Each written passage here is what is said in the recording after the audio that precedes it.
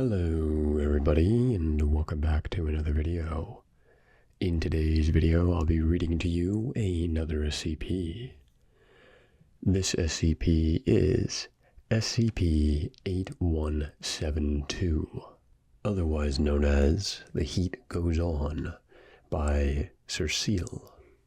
Without further ado, let's continue. Item number SCP-8172. Object Class: Euclid. Special Containment Procedures.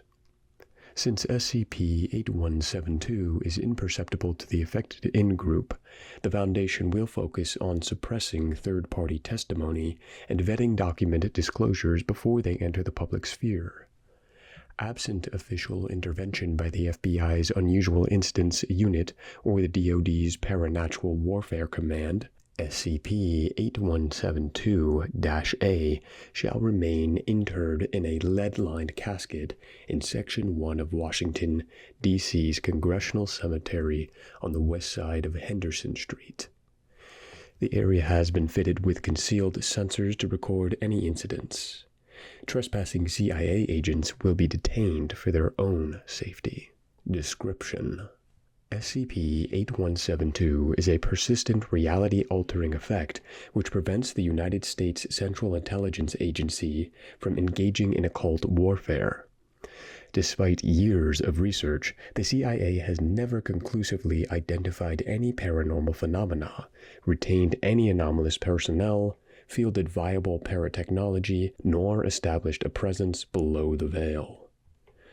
Note that SCP-8172 does not preclude the CIA from interacting with anomalies. However, CIA assets who experience actual extranormal events are unable to identify them as such. Instead, these incidents are rationalized as mundane deceptions, hoaxes, or misunderstandings. These combined restrictions have led to a number of unfortunate field encounters. The first notable incident took place in 1956. Acting under orders from the KGB Division of Special Circumstances, psychotronic operative Janet Geist tried to scan CIA agent William King Harvey in Berlin by spiking his drink with a neurochemical tracer. This compound likely lost effectiveness when it entered the target system. Geist suffered a stroke in the subsequent effort to pick Harvey out of a busy room. Between 1968 and 1970, the CIA made 3 attempts to destabilize the Sovereign Republic of Arnold Fitzwilliams.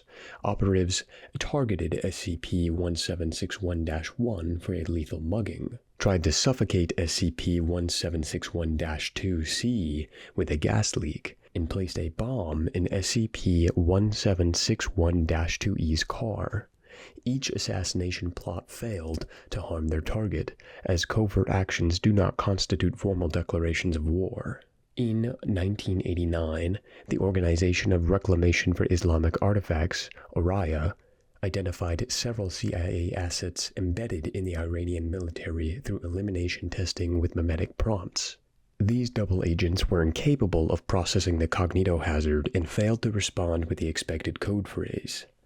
Compromised spies were replaced with ORIA operatives, who fed the CIA false information while rolling up the remainder of their network. It is self-evident that SCP-8172 impairs the CIA's ability to conduct operations and realistically evaluate occult threats. However, the agency's tendency towards violent excess suggests that their involvement with veiled affairs would be a net negative.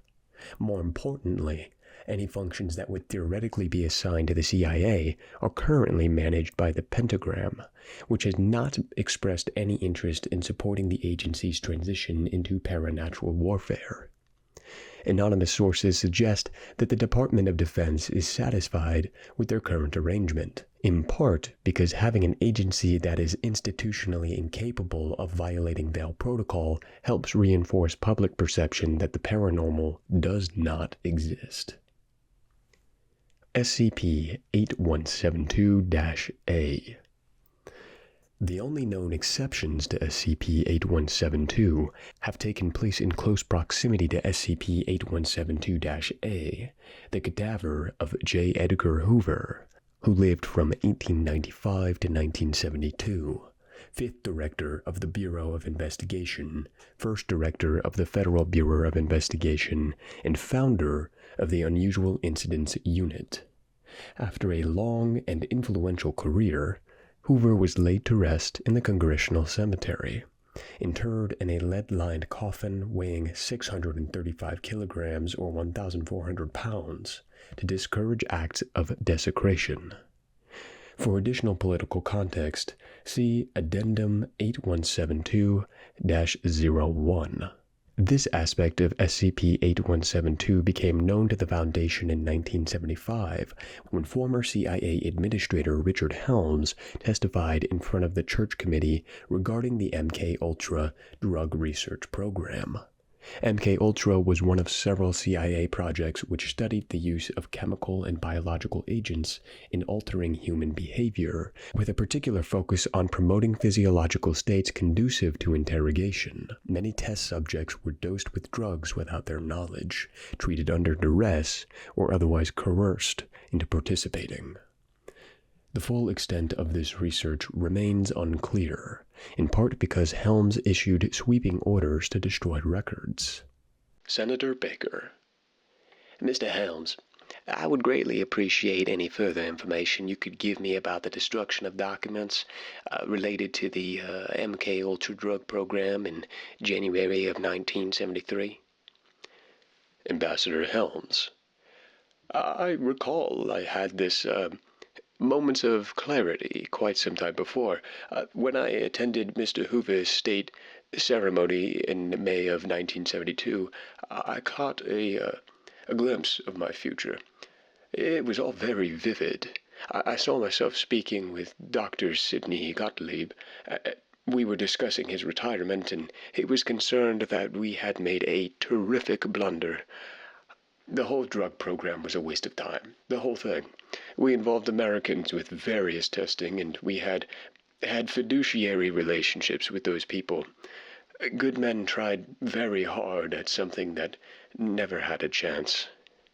Mind control, brainwashing, absurd. If that stuff got out, it would be tremendously embarrassing. So we decided we would just get rid of the files. Then I came back to my senses at the rotunda. And your reaction? Why, I shook it off, Senator. Just a flight of fancy. You know how things are at funerals. Then January rolled around and Sidney walked into my office. Everything played out just the same, so I figured that was that. Might as well get it over with. Mr. Helms, did you ever sample any chemicals from the MK-Ultra program? Not so far as I'm aware, sir. No. These statements were subsequently stricken from public record. Following this revelation, Foundation investigators conducted a survey of the Congressional Cemetery, where etheric resonance imaging revealed a noticeable distortion around the Hoover family plot. Tests confirmed that within the bounds of the gravesite, reality is extremely malleable, and as a result, in a few rare circumstances, CIA assets entering SCP-8172-A's area of effect have demonstrated anomalous capabilities. During a 1981 tour of the Congressional Cemetery, retired CIA analyst Joseph Bryan III paused in front of Hoover's grave, opened a newspaper, and produced an oversized bouquet of pansies, which he laid atop the headstone. Under questioning, Mr. Bryan disclosed that he was visited by FBI agents in 1955 after publicly insinuating that Hoover was a closeted homosexual. He could not explain the source of the bouquet, simply stating that the gesture seemed natural at the time. Active duty CIA agent Gene Mulberry visited the site 3 times in August of 1995. On the first occasion, the agent unwittingly transmuted a pack of cigarettes into pipe tobacco. When he retraced his steps the following day, Mulberry found his water bottle was inexplicably full of whiskey.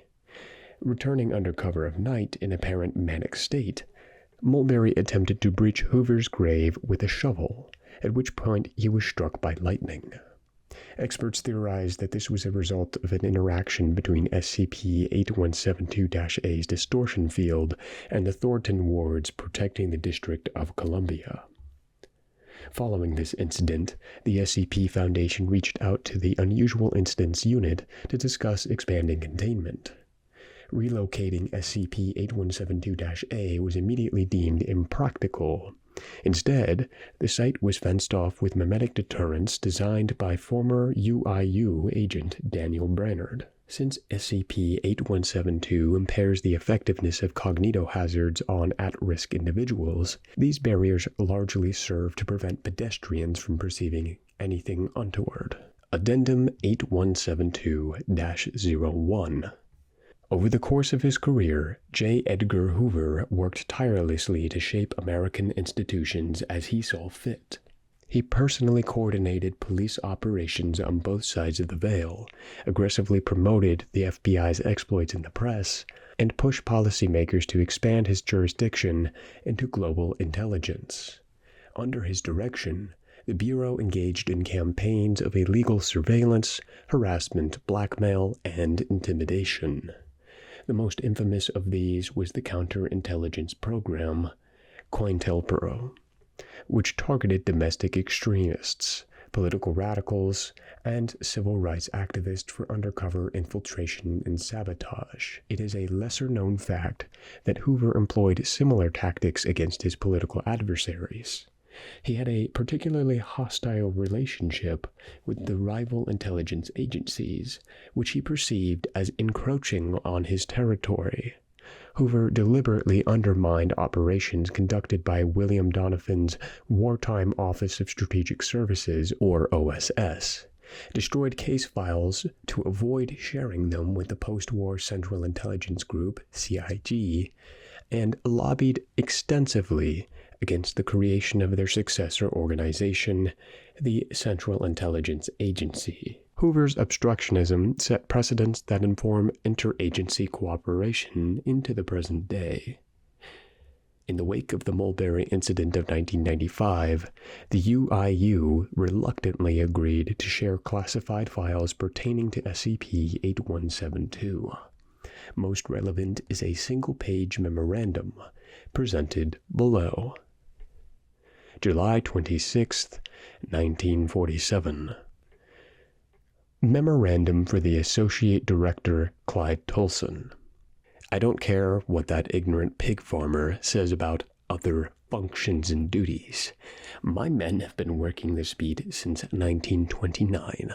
I know what's best, and those pinko eggheads cannot be trusted with magic. They'll have it over my dead body. H. And that's it. Thank you, of course, for listening to this video. I hope you have a wonderful day, evening, night, or whatever time, temporal, chronological event it is that you're experiencing this at this moment. And, yeah, you have a wonderful time. If you're a being that does not experience time, I don't know what to wish you, but I wish you well. So, thank you guys for watching and for humoring my desolate ambitions. And I'll see you guys in the next video. Bye-bye.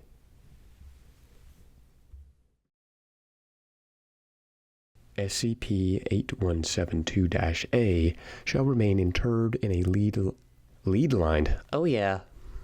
Vector. Why'd I do that?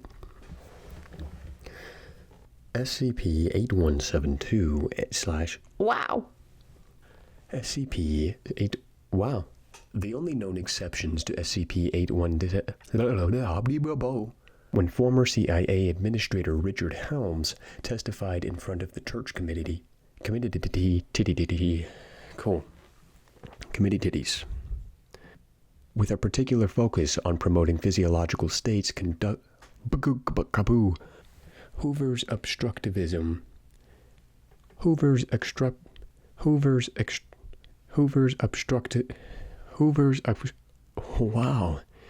Hoover's obstructionism set precedents that informed interagency.